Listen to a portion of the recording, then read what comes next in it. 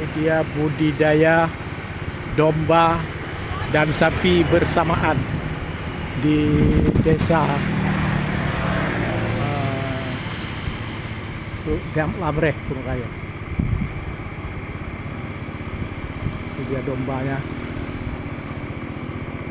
lagi mau rumput, domba juga makan rumput.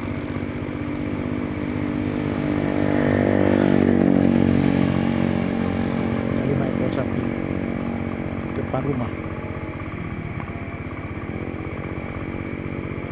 Di santainya sapi mencari pakan di depan rumah.